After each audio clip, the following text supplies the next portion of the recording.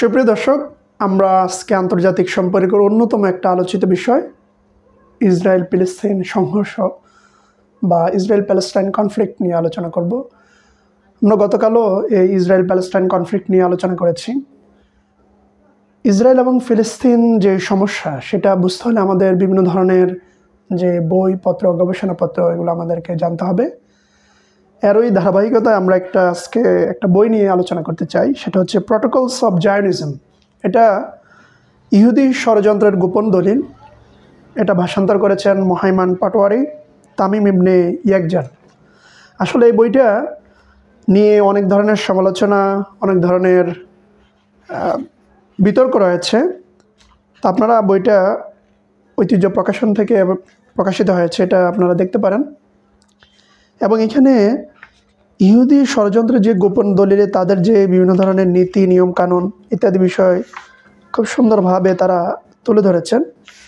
এটা যেহেতু একটা ভাষান্তরিত এবং একটা ট্রান্সলেটেড বই, এখানে আমরা এটা পড়ে দেখতে পারি আসলে কী ধরনের বিষয়গুলো সেখানে তুলে ধরেছে। তো সেখানে বইয়ের শুরুতে বিভিন্ন ধরনের ব্যাখ্যা, বিশ্লেষণ, বিভিন্ন ধরনের বিতর্ক ইত্যাদি বিষয় তুলে ধরেছে। যেমন এখানে যে ধরনের প্রটোকলগুলো আছে, যেমন ইহুদিরা কী ধরনের ফিলোসফি, কী ধরনের প্রটোকলস তারা ডেভেলপ করেছে এবং তারা বিশ্বকে কীভাবে মূল্যায়ন করে, এটা বলা আছে। যেমন 2 নম্বর প্রটোকলে বলা আছে এই বিশ্ব ব্যবস্থা মূলত 2 ভাগে বিভক্ত।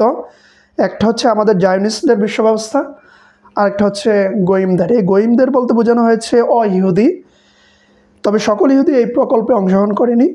ইহুদিদের মধ্যে খুব ক্ষুদ্র একটি শক্তিশালী গোষ্ঠী এই প্রকল্প পরিচালনা করছে বলে নথির পরবর্তী অংশে দাবি করা হয়েছে। 3 নম্বর প্রটোকলে বলা আছে সব মিলিয়ে বিশ্বে ভালো মানুষের তুলনায় খারাপ মানুষের সংখ্যা বেশি, তাই মানুষকে শাসন করার শ্রেষ্ঠ উপায় হচ্ছে বল প্রয়োগ ও ভীতির রাজত্ব কায়েম। নীতিবাক্য কপছিয়ে শাসন করা সম্ভব নয়। প্রত্যেকের হৃদয় ক্ষমতার মোহে একেবারে আবিষ্ট। সুযোগ পেলেই সবাই স্বৈরশাসক হতে চাইবে এবং নিজের স্বার্থ রক্ষায় জাতির স্বার্থকে জলাঞ্জলি দেবে। সত্যি কথা বলতে এমন মানুষ খুঁজে পাওয়া দুষ্কর যে কিনা নিজের কল্যাণে জাতির স্বার্থকে বিসর্জন দেবে না। অর্থাৎ এই ধরনের বিভিন্ন ধরনের প্রটোকলস নিয়ে এই বইগুলোতে বিভিন্ন প্রটোকলস আলোচনা করা হয়েছে। আমরা আরব বিশ্বের যে সমস্যা সেটা আমরা যদি দেখি, তাহলে আমরা দেখব যে আমরা পূর্ববর্তী আলোচনায় সেটা আমরা ইংলিশে করেছি। আজকে আমরা বাংলা ইংলিশ মিলিয়ে আমাদের পর্বটা শেষ করব। যেমন বিবিসি ইসরায়েল প্যালেস্টাইন কনফ্লিক্টের হিস্ট্রি নিয়ে তারা একটা প্রতিবেদন তুলে ধরেছে।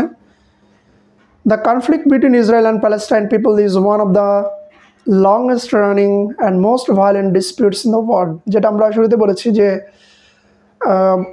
পূর্ববর্তী সেশনে, যে বিশ্বের অন্যতম একটা দীর্ঘস্থায়ী এবং সবচেয়ে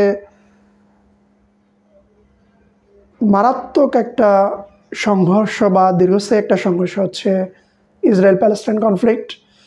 এবং এটা হচ্ছে 1 দশক পূর্বে, 1 শতাব্দী পূর্বে এটার রয়েছে, গত কয়েক শতাব্দী পূর্বে এটার হিস্ট্রি রয়েছে। Its origin go back more than a century. There have been a series of wars between Israel and Palestinian Arab nations. মানে এই আরব এবং ইসরায়েল ফিলিস্তিনকে নিয়ে অনেক ধরনের যুদ্ধ সংঘাত তাদের মধ্যে চলমান আছে, যেগুলো বিভিন্ন নামে অভিহিত। যেমন আপ্রাইজিং, কল্ড ইন্তেফাদা নামে অভিহিত। এগেনস্ট ইসরায়েল অকুপেশন, ইসরায়েল যে জোর করে বিভিন্ন ধরনের তাদের যে সাম্রাজ্যবাদী বা দখলদারিত্ব টিকিয়ে রেখেছে সেটার বিরুদ্ধে আরব নেশনগুলো, বিশেষ করে প্যালেস্টাইনিয়ানদের যে অধিকার রক্ষায় তারা বিভিন্ন সময়ে আন্দোলন সংগ্রাম পরিচালনা করছে, এটা ইন্তেফাদা হিসেবে পরিচিত। And reprisal and crackdowns by Israel have also taken place.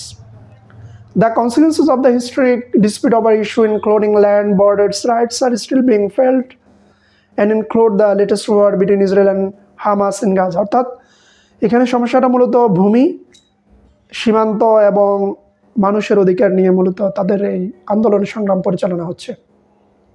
পরবর্তীতে আমরা দেখব যে 1948 সালে যখন ইসরায়েল আনুষ্ঠানিকভাবে তার যাত্রা শুরু করে তার পূর্বের কিছু বিষয় এবং এর সাথে সংশ্লিষ্ট কিছু বিষয় নিয়ে আমরা এখানে আলোচনা করব। What was Israel before 1948 and how was it created?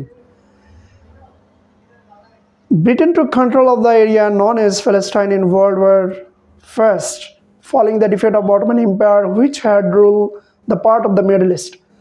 এখানে খুব গুরুত্বপূর্ণ একটা বিষয়, সেটা হচ্ছে আমরা বিভিন্ন আলোচনায় আমরা তুলে ধরেছি যে প্রথম মহাযুদ্ধের পর আসলে প্রথম মহাযুদ্ধের যে অটোমান যে সাম্রাজ্য বা টার্কিশ এম্পায়ার সেটা পতন হওয়ার পর মূলত ইসরায়েল প্যালেস্টাইন একটা নতুন মোড় নেয়।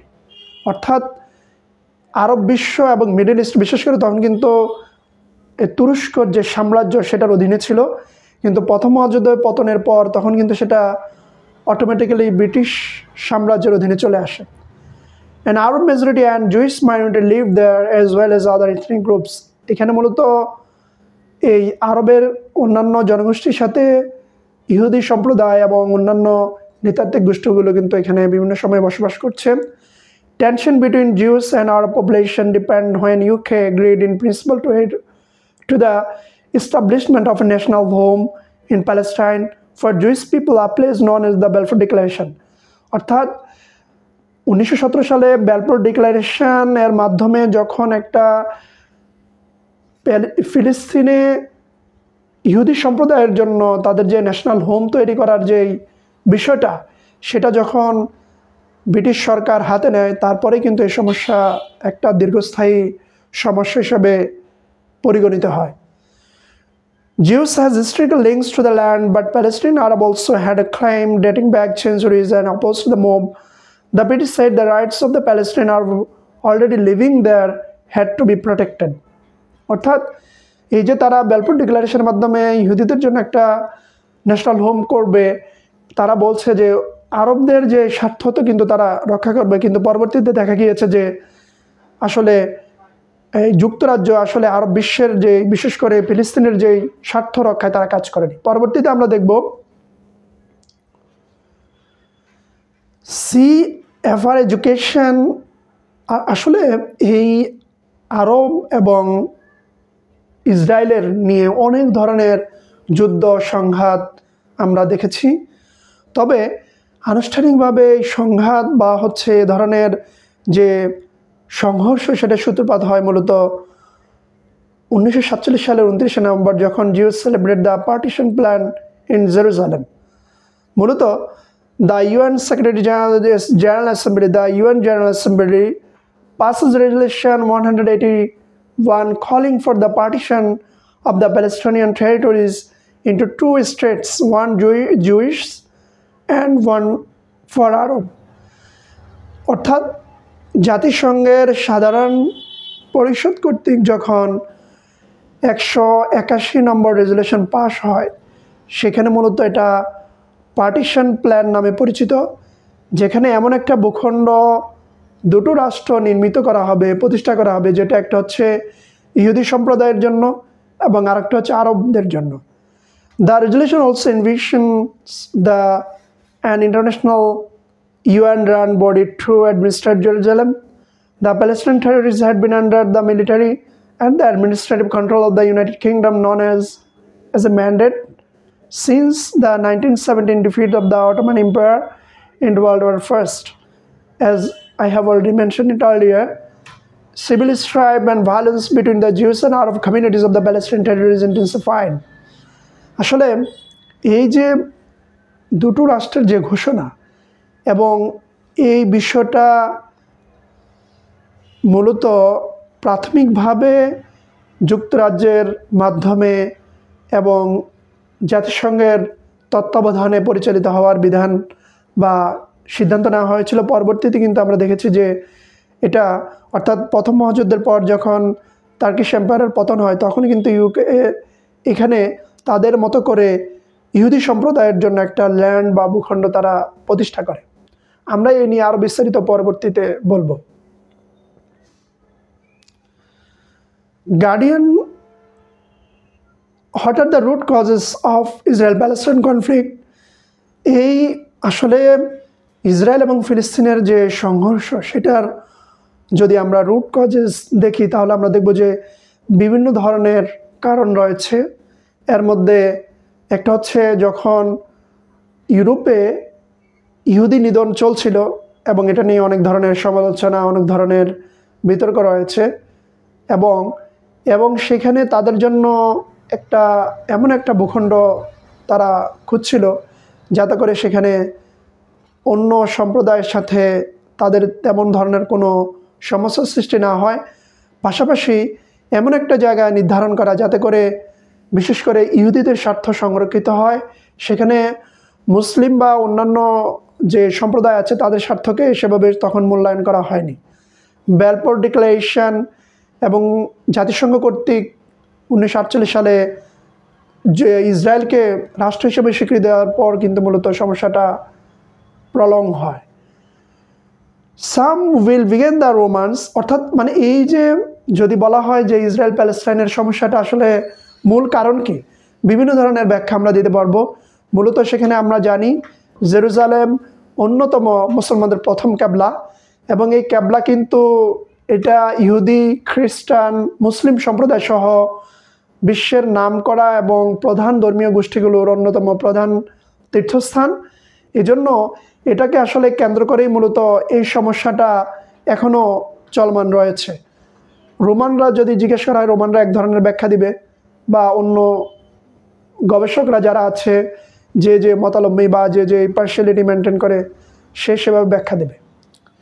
তাই বলছে Guardian, some will begin with the Romans, others will start the late 19th century Jewish migration to what was then Ottoman Empire to escape the pogroms and other persecution in Eastern Europe.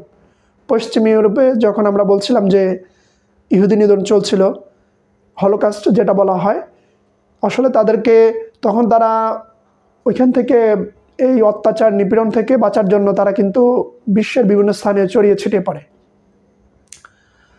ফলশ্রুতিতে তারা কিন্তু এশিয়ার দিকে আসে এবং বর্তমানে যেটা আমরা মিডল ইস্ট বা মধ্যপ্রাচ্য হিসাবে বিবেচিত। And the rise of Zionism, এই জায়নিজম আমরা জানি যে আমরা গতকাল বলেছিলাম যে থিওডর হার্টজল হচ্ছে জায়নিজমের প্রবক্তা, এবং বিভিন্ন ধরনের এই ইহুদি প্রটোকলস সহ অন্যান্য তাদের বাইবেল সহ, এবং তারা কিন্তু এই বাইবেল পরিবর্তন করে ফেলেছে, তাদের মতো করে সেটা নিজেরা তৈরি করে নিয়েছে। On the other hand, the Balfour Declaration by the British government in 1917 in the support of national home for the Jewish people in Palestine and the ensuing conflicts the Arab communities there, এটা আমরা পূর্বে বলেছি, পরবর্তীতে আমরা দেখব। But the starting point for many people in the United Nations vote in 1947 to the partition land in the British mandate of Palestine into two states, one Jewish and one for Arab, the following the destruction of much of European Jewry in the Holocaust. আমরা এই বিষয়ে একটু আগে বলেছি। Neither the Palestinians nor the neighboring Arab countries accepted the founding of modern Israel. অর্থাৎ এই যে আধুনিক যে ইসরায়েল রাষ্ট্র, সেটা কিন্তু ফিলিস্তিন এবং আরব রাষ্ট্র কেউ কিন্তু এটা মেনে নেয়নি।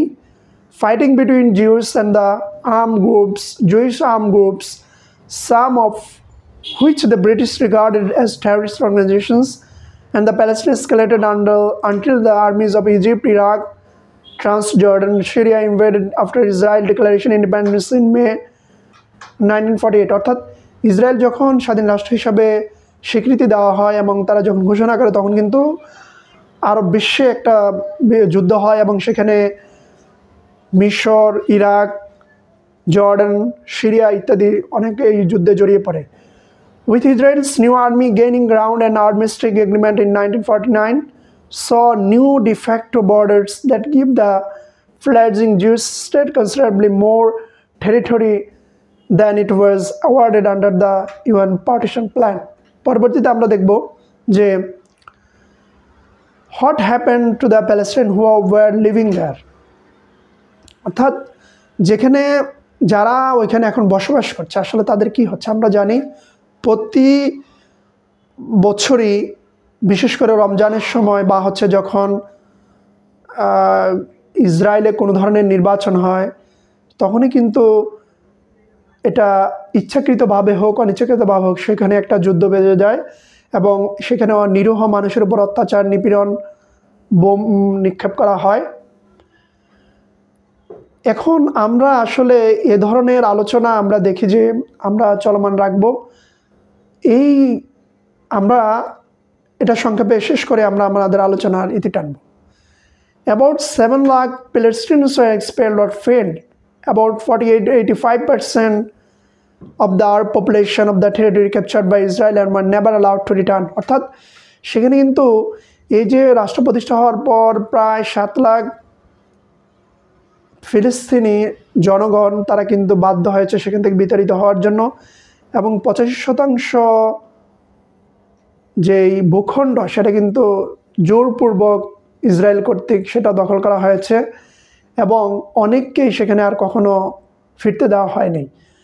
Palestinian calls the exodus and the eradication of much of their society inside Israel the Nakaba or catastrophe, and it remains the traumatic events the heart of the modern history. আমরা জানি এই যে ধরনের যে মানবিক বিপর্যয় সেটা কিন্তু আধুনিক ইতিহাসে একটা মানব সভ্যতার জন্য একটা ঘৃণিত অধ্যায় ছিল, এবং এই ধরনের আসলে এর মাধ্যমে ফিলিস্তিন বা মানুষ হিসেবে তাদের যেই আধুনিক যে আন্তর্জাতিক যে আইন অনুযায়ী তাদের যে মানুষ হিসেবে যে ধরনের মানবিক অধিকার এবং হিউম্যান রাইটস সেটা কিন্তু ভায়োলেট হয়েছে। Arabs who remained in Israel as citizens were subject to official discrimination. সেখানে যারা ছিল তারা কিন্তু বিভিন্নভাবে বৈষম্যের শিকার হচ্ছে। They were placed under military rule for nearly 2 decades, which deprived them of many basic civil rights. সেখানে প্রায় গত 2 দশক ধরে তাদের বিভিন্ন ধরনের মানুষ হিসেবে যে ধরনের অধিকার সেগুলো কিন্তু তারা পাচ্ছে না, এবং সেখানে তারা কিন্তু একটা জান্তা অর্থাৎ ইসরায়েল যে মিলিটারি কর্তৃক তারা কিন্তু শাসিত হচ্ছে। Much of their land were expropriated and Arab Israeli communities were deliberately kept poor and underfunded. অর্থাৎ মানে বিভিন্নভাবে তারা কিন্তু তাদের আরব ইসরায়েলের যে নাগরিক অধিকার এবং মানুষ হিসেবে তাদের যে অধিকার সেগুলো কিন্তু তাদের দেওয়া হচ্ছে না। ইভেন সেখানে পানি, মানুষ হিসেবে যে বেসিক রাইটসগুলো আছে সেগুলো কিন্তু দেওয়া হচ্ছে না, এবং তাদেরকে বিভিন্নভাবে অপদস্থ নিপীড়ন এবং তাদেরকে দারিদ্র্যের যে বিষয়টা অর্থাৎ তাদেরকে বিভিন্নভাবে অর্থনৈতিকভাবে সামাজিকভাবে তাদেরকে বিভিন্নভাবে নিগৃহীত করা হচ্ছে। পরবর্তীতে আমরা দেখব এই ফিলিস্তিনদের এবং আরব রাষ্ট্রে একটা সংগঠন গড়ে ওঠে, এটা আমরা জানি পিএলও নামে পরিচিত, অর্থাৎ তাদের স্বার্থ এবং অধিকার রক্ষায় মূলত এটা প্রতিষ্ঠিত হয়। In 1964, a coalition of Palestinian group founded the Palestinian Liberation Organizations under the leadership of Yasser Arafat to pursue armed struggle and established an Arab state in place of Israel. অর্থাৎ 1966 সালে ফিলিস্তিনের ইয়াসির আরাফাত কর্তৃক একটা সংগঠন করা হয়, সেটা Palestinian Liberation Organizations. The PLO drew international attention to its cause with high-profile attacks and hijackings. অর্থাৎ তাদের অধিকার আদায়ের জন্য তারা বিভিন্নভাবে ইসরায়েলের সাথে আসলে যুদ্ধে জড়িয়ে পড়ে। পরবর্তীতে আমরা দেখব যে আসলে আমরা এই যে ইসরায়েল এবং ফিলিস্তিনের যে সংঘর্ষ সেটা কিন্তু আসলে একটা দীর্ঘস্থায়ী সংঘর্ষ হিসাবে পরিগণিত হচ্ছে, এবং এর মাধ্যমে আসলে নাগরিক হিসাবে তাদের যে অধিকার সেটা কিন্তু তারা পাচ্ছে না। আন্তর্জাতিক আইন, হিউম্যান রাইটস, ইন্টারন্যাশনাল হিউম্যানিটেরিয়ান ল, যুদ্ধের যে আইনগুলো রয়েছে সেগুলো সম্পূর্ণ ভায়োলেট হচ্ছে। আন্তর্জাতিক সম্প্রদায়ের উচিত ফিলিস্তিনের যেই নাগরিক অধিকার, তাদের যেই মূল অধিকার, তাদের যেই মৌলিক অধিকার সেগুলো কিন্তু তাদেরকে নিশ্চয়তা দেওয়া। তাহলে এটা যদি আন্তর্জাতিক সম্প্রদায় নিশ্চয়তা বিধান না করতে পারে তাহলে কিন্তু আন্তর্জাতিক আইন, হিউম্যান রাইটস, মানবাধিকার ইত্যাদি বিষয় ভুলণ্ঠিত হবে। কারণ বিশ্বের 2টি রাষ্ট্র মুসলিম সম্প্রদায়কে বিভিন্নভাবে নিধন বা বিভিন্নভাবে অত্যাচার নিপীড়ন চালাচ্ছে। এর মধ্যে একটা হচ্ছে ইসরায়েল আরেকটা হচ্ছে দক্ষিণ এশিয়া, ভারত। যেমন কাশ্মীর নিয়ে আমরা আলোচনা করেছিলাম, সেখানে আমরা বলেছি কাশ্মীর যে মুসলমান হিসেবে কিন্তু তাদেরকে বিভিন্নভাবে নিগৃহীত, নিপীড়ন, অত্যাচার করা হচ্ছে। আসুন আমরা মানবাধিকার, নাগরিক অধিকার এবং মানুষের বিভিন্ন অধিকার নিয়ে কথা বলি, সোচ্চার হই। কারণ বাংলাদেশ যখন মুক্তিযুদ্ধের সময়ে বিভিন্ন তাদের অধিকারের আদায়ের জন্য কাজ করছিল, তখন কিন্তু ফিলিস্তিন সহ বিশ্বের আপামর জনগোষ্ঠী আমাদের এই স্বাধীনতার যুদ্ধের পক্ষে তারা জনমত গড়ে তুলেছে। তা আমাদের উচিত বিশ্বের বিভিন্ন জায়গায় যখন মানুষ তার অধিকার নিয়ে কথা বলে সেখানে সোচ্চার থাকা। বিশেষ করে মধ্যপ্রাচ্যে ফিলিস্তিন এবং দক্ষিণ এশিয়া কাশ্মীরের যে জনগণ, তাদের অধিকারের পক্ষে আমাদের কথা বলা উচিত। আসুন আমরা মানবাধিকার, আন্তর্জাতিক আইন ইত্যাদি বিষয়ে সোচ্চার হই। মানুষ যাতে তার নাগরিক অধিকার এবং মানুষ হিসেবে তার যে অধিকার সেটা পায়, সেই প্রত্যাশা ব্যক্ত করছি। আন্তর্জাতিক সম্প্রদায়ের উচিত এ সকল বিষয়ে আরও জোরালো ভূমিকা রাখা। সকলকে ধন্যবাদ জানিয়ে আজকের আলোচনা এখানে শেষ করছি। সবাই ভালো থাকবেন।